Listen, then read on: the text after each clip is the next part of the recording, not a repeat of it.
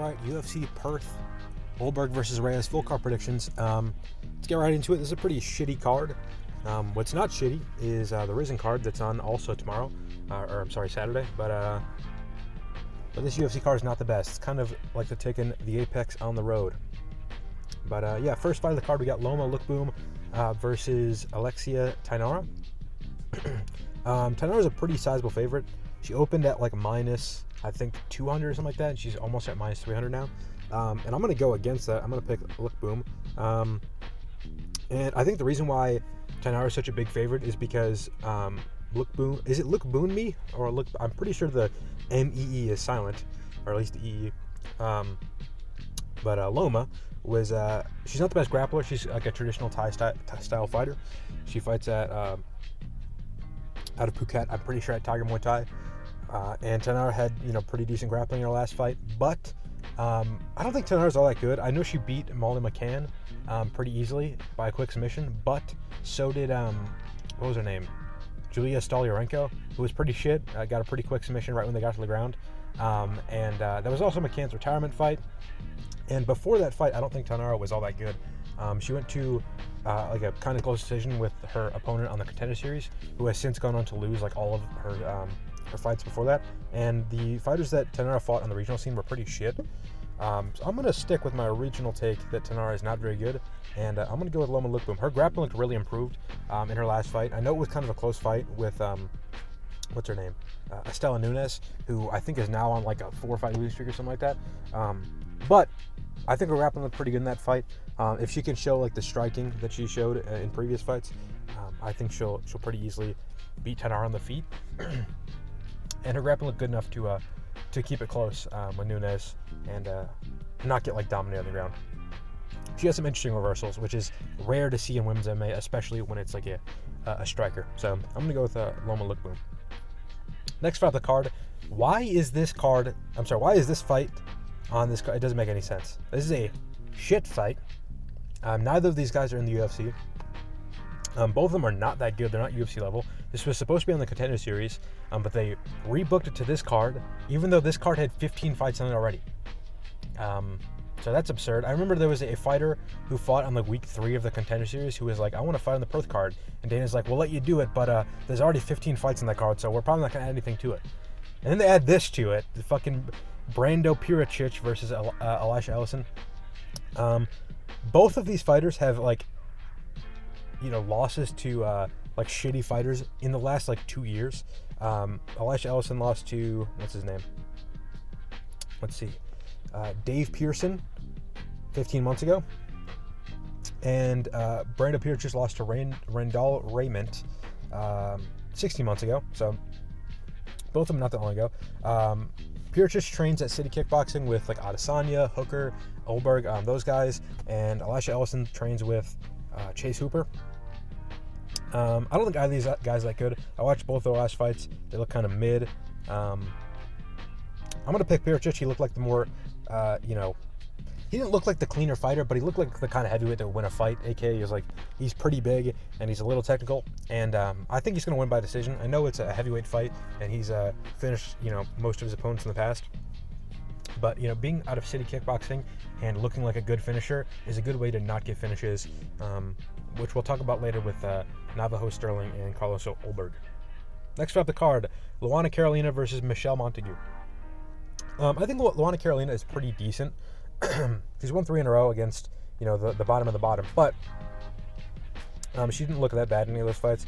She beat Petrovic, Stoliarenko, and who else?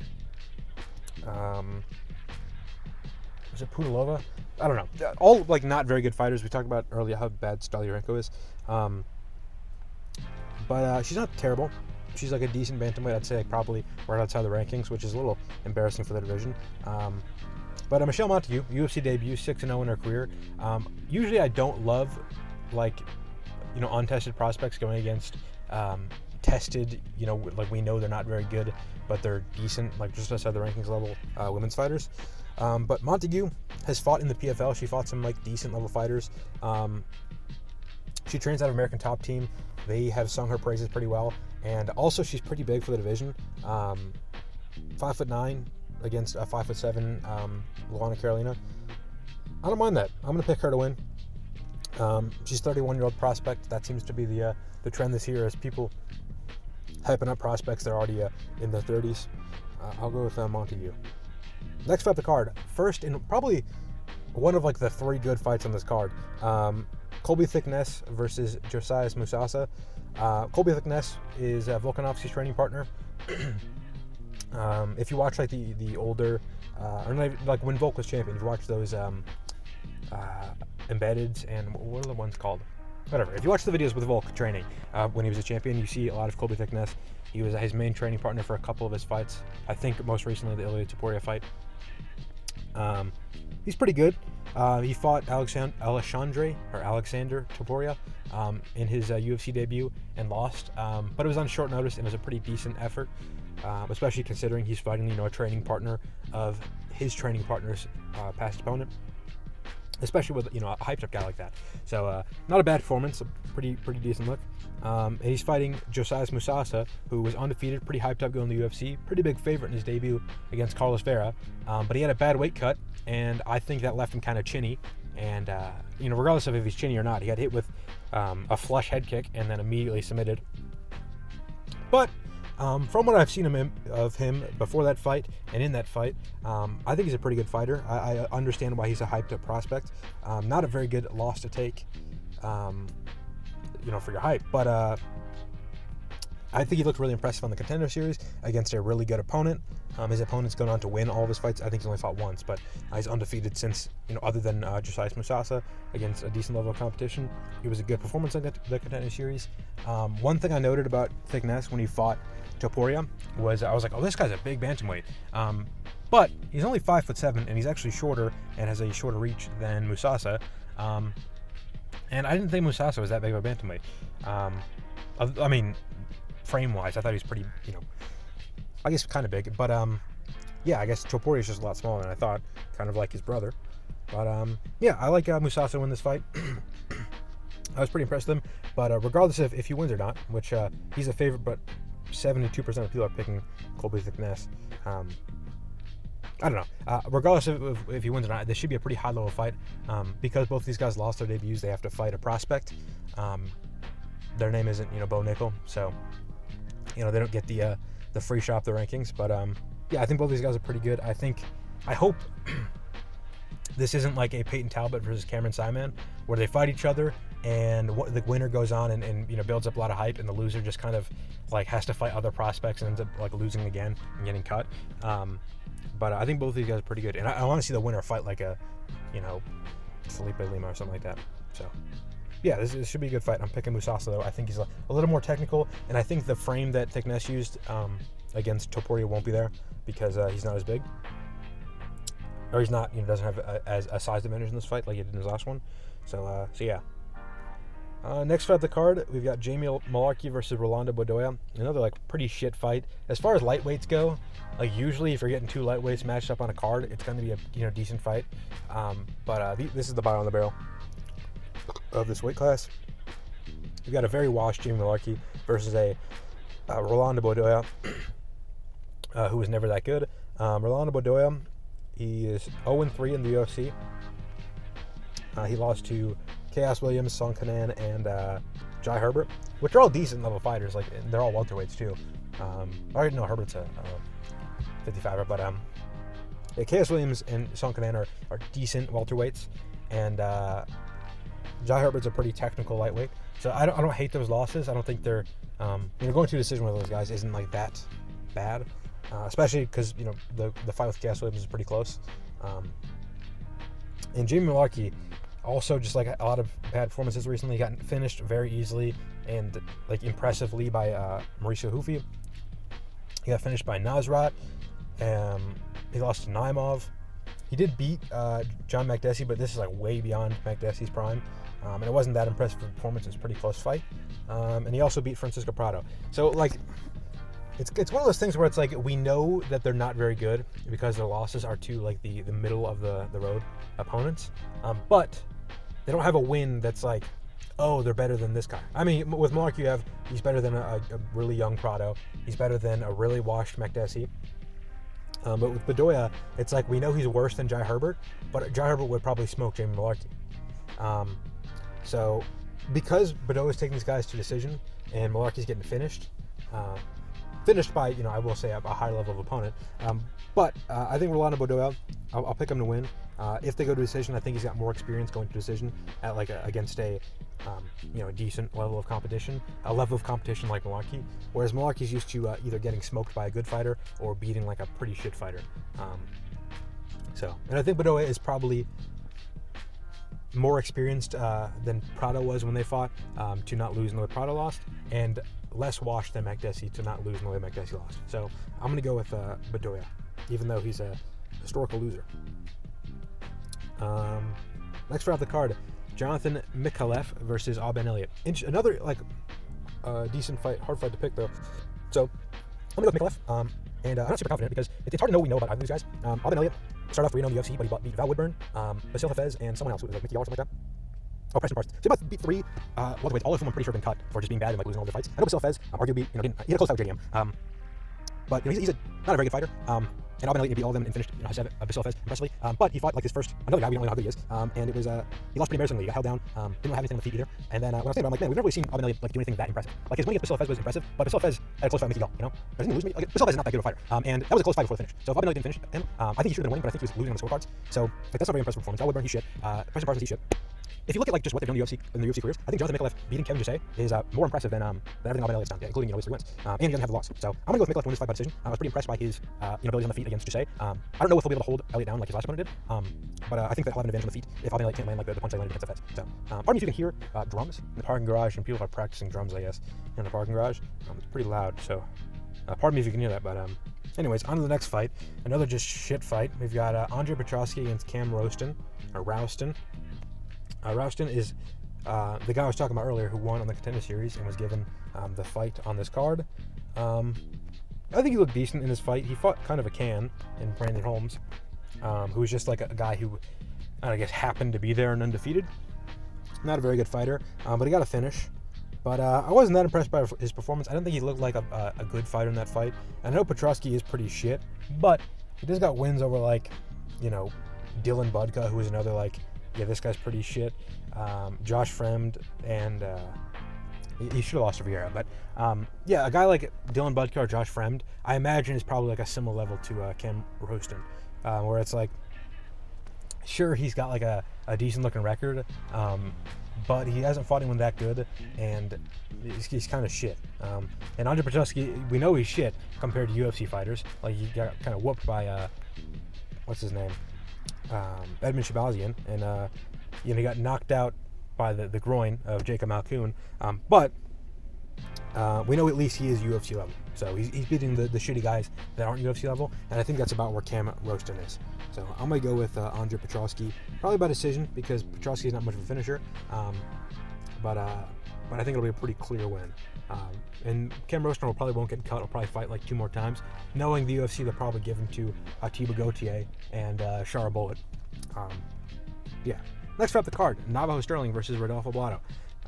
This is the first of the really shitty light heavyweight fights on this card. There's a couple of them. One of them got canceled, I think. Whatever. Navajo Stirling versus Rodolfo Bellato. I'm going to go with Navajo Stirling by decision. Everyone's picking him by finish, but he hasn't finished anyone in the UFC so far. He did finish that guy in the Contender Series, but that was a complete can. And Stirling was clearly on steroids in that fight, and he's taking a step back in his figure and in his finishes. So I doubt he's going to finish Bellato. But Bellato just is coming off of one of the most embarrassing performances of all time. He wasn't even losing the fight. He didn't even lose the fight. He was just in a competitive fight with Paul Craig, got illegally upkicked, and then faked going out because he didn't want to risk losing.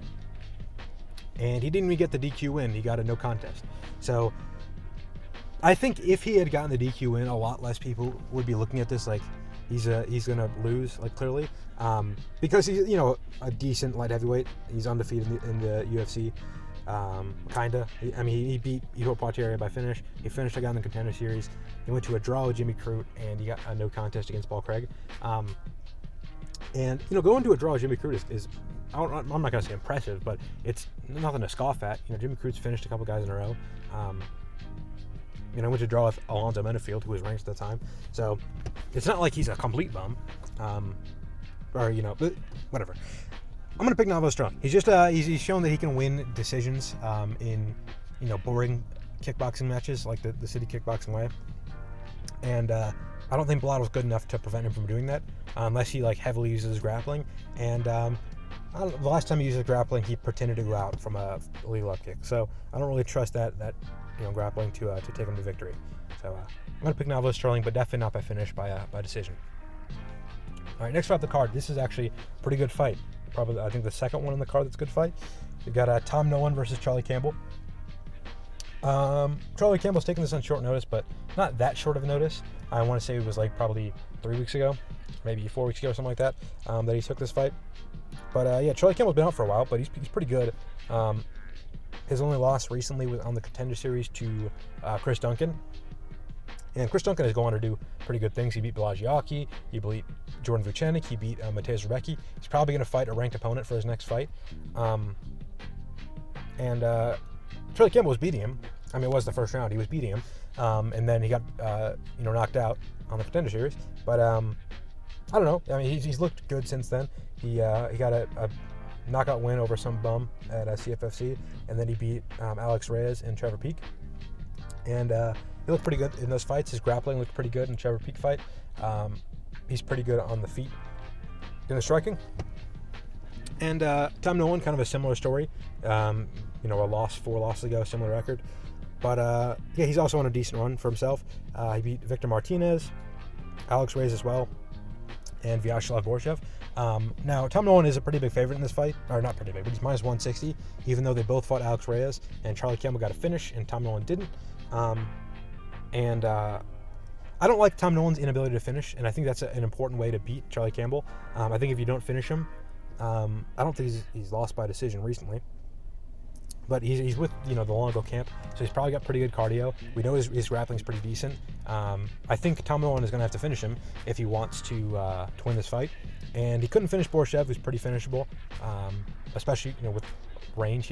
Borshev usually relies on a range advantage to avoid strikes, and Nolan couldn't finish him with that. And then he couldn't finish Alex Reyes, who Charlie Campbell was able to finish. So I'm going to pick Charlie Campbell to win. I think Charlie Campbell has a pretty decent chance of catching Nolan in exchange. Nolan's gotten in some wars in his last couple, and when he got in a war with Nicholas Mata, he got finished. And Nicholas Mata is a similar striker to Charlie Campbell in that he's got a lot of pop. He's got good hooks. He's pretty technical. He's got a decent in-out game. And I like Charlie Campbell to find his chin and finish him. Maybe in the second or third round. I don't really know where Tom Nolan's advantages lie outside of, being on a better winning streak and being taller. But I think as far as technique, what we've seen of them, Charlie Campbell, I haven't seen any flaws in his game other than he got caught coming in once. But so is Tom Nolan. So I'm gonna go with Charlie Campbell, but I'm also gonna go with this to be one of the better fights on the card. Anyways, on to the next fight. Louis Sutherland versus Justin Tafa. I'm going to pick Sutherland because Justin Tafa is shit at fighting. He beat Austin Lane. That's about it. I'm going to go with Sutherland, yeah. Even though I think Sutherland's probably going to be shit because... actually, let me see this. If he's ever been submitted, I won't pick him.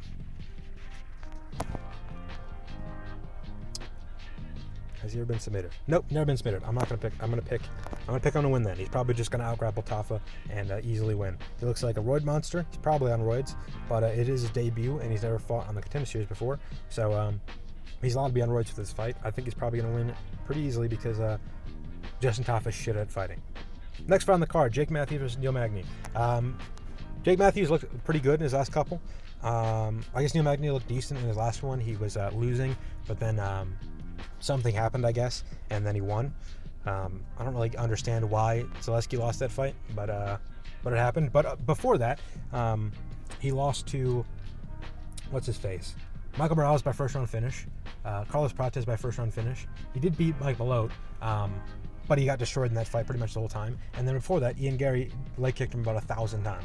So if Jake Matthews has ever watched a second of film, which I'm sure he has because he's looked pretty decent game plans in his last couple, I'm sure I'll see that he can just leg kick the shit out of Neil Magny and win the fight that way. I also think that Neil Magny's chin is probably gone. He gets hit more than he used to. He never really struck me as the kind of guy who would just get out cold punched in the first round like he did against Morales, and or I guess he got elbowed, but against Morales and Prates. Jake Matthews has looked pretty good on the feet recently. I think that he either wins by knockout in the first round, or he goes on to like a leg kick TKO or like a leg kick dominant decision like Ian Gare had later in the fight. So yeah, I'm pretty clear on Jake Matthews. However, Jake Matthews has been kind of bullied in the clinch before, and Neil Magny's got a pretty decent clinch game. So there's that to worry about. But he's experienced enough. He's 22-7. He's had almost 30 fights. Like, this is his 30th fight. I don't think he's gonna, he's not gonna gas out or like randomly lose. I guess I said that about Ellison dos Santos, but lightning never strikes twice. So I'm gonna go with that, Jake Matthews. Next fight of the card, Jack Jenkins versus Ramon Tavares. Now, I get Jack Jenkins is like the Nelk guy or something like that, right? He's like pretty famous. He's got a lot of Instagram followers, I'm pretty sure. But he's not that good, and he's on the main card of this fight. Main card of this card, and I'm not sure why. Especially when he's fighting Ramon Tavares, whose like best win, other than a robbery against Surrey City, is Charles Bennett. So like Ramon Tavares is pretty shit at fighting. Jack Jenkins is not the greatest either. I guess he's Australian, but I don't know. This should be below the Matthews fight. I feel like pretty clearly in my opinion. Like Magny was ranked a year ago, and Matthews is like a winning prospect out of Australia. Anyways, I'm going to go with Jack Jenkins to win this fight.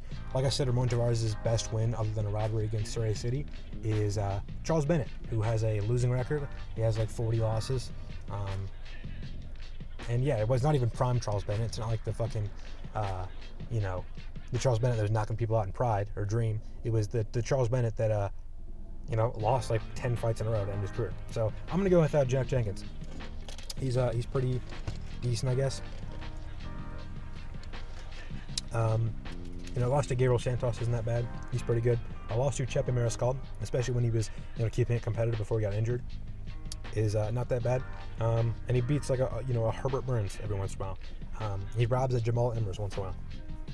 I'll go with him. Ramon Tavares is just shit, and Jack Jenkins is not that shit. Next fight of the card, Jimmy Crute versus Ivan Ersland. I'm going with Jimmy Crute by probably round 1 submission. He's not that big of a favorite. I don't know. Ivan Ersland just doesn't strike me as the best fighter in the world. He's, I'm pretty sure he's 0-2 in the UFC. He lost to Jan Kutalaba, lost to Navajo Stirling. I think that Vegas kind of overrates Navajo Stirling, saying that he's like a minus 250 favorite for his fight in this card.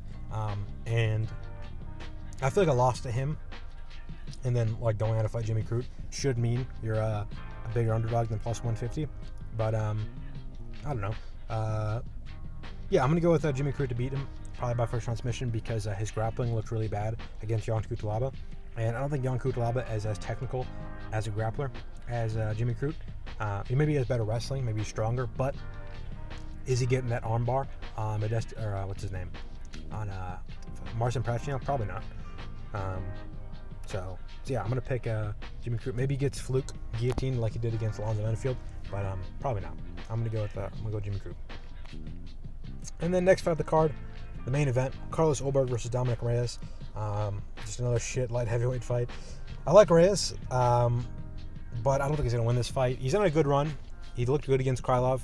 He looked, fine against Anthony Smith and Dustin Jacoby, but he doesn't really do well going forward, and you kind of have to do that to beat Carlos Ulberg. Carlos Ulberg is going to use footwork and his speed and his lack of commitment to power to just beat you up on the outside if you don't, give him something to worry about going forward. Like, I guess, like Mizuchukwu did, but I don't know. Mizuchukwu kind of fluked that by having a good chin and, like, not getting hurt at all. But yeah, Dominic Reyes has never really had success going forward. You think of his, I guess other than John Jones, but that's a little different. You think of his best moments in his career. Krylov ran at him with his hands, at his waist. Anthony Smith quit. Dustin Jacoby ran at him with his hands down and got caught, and then got kneed and knocked out cold. Chris Weidman was in pursuit of the grappling, ran at him with his hands low, got knocked out. Cannonier, same thing, walked into him with his hands low, got called the left hand. All these guys got called with the left hand and got knocked out because they had their hands low. And then the Jon Jones fight, Jon Jones does a lot of hand fighting, doesn't do a lot of good like counter boxing. And I don't think Ulberg is like the best counter boxer in the world, but he does have a better understanding of like footwork and range, and I think he's a little bit more dangerous than Jon Jones on the feet. So I don't think he's just going to be able to walk him down like he was able to Jon Jones. Jon Jones was mainly concerned about getting Reyes down and neutralizing his striking with the grappling. And he had no success, and that's why he lost the fight. But, yeah, I don't think Carlos Ulberg is going to do that. I think Carlos Ulberg is probably going to stay on the outside and make this a pitter-patter fest. And I don't see how Reyes wins that unless he makes it sloppy. And he has never really shown an ability to do that. So, yeah, I'm going to go with Ulberg probably by decision. I could see him getting a finish later in the fight. We never really seen Ulberg, other than the Jon Jones fight, go 5 rounds. And when we did against Jon Jones, he didn't gas out, but he did slow down in rounds 4 and 5, and those are the only rounds he lost. So maybe he'll get finished later in the fight. But again, I don't think Ulberg. Ulberg's kind of like Adesanya, where it's like once he started fighting the top guys, other than Whitaker in the first fight, he wasn't really finishing people. Like against Romero and against what's his name, Vettori. Like he stopped finishing people. He just kind of went for like the safe decision win. I guess Costa, he showed up with a boob and knocked him out. And Pereira, he fluked a knockout in the second fight. But Adesanya's never really going for the finish. And it seems like Ulberg's kind of been the same way. Like the Uzmir fight, the Blachowicz fight, he kind of knew that if he kept it close, he was going to win the decision. And it seems like that's been his game plan as of late. So I guess he did run forward and knock out Menafield in 10 seconds, but Alonzo Menafield is shit at fighting, so I'm not exactly impressed by that. But yeah, I think if Ulberg wins this, he probably gets a title fight, unless, like, I feel like if Pereira wins,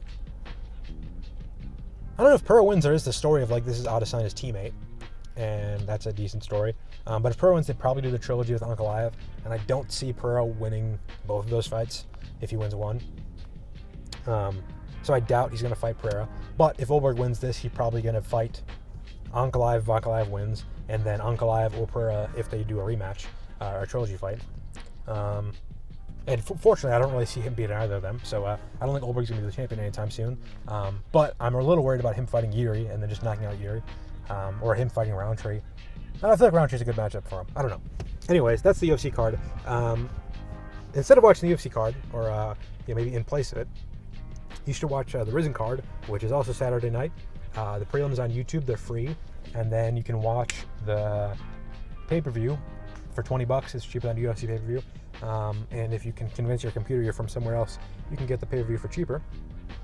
But yeah, that card is actually pretty good.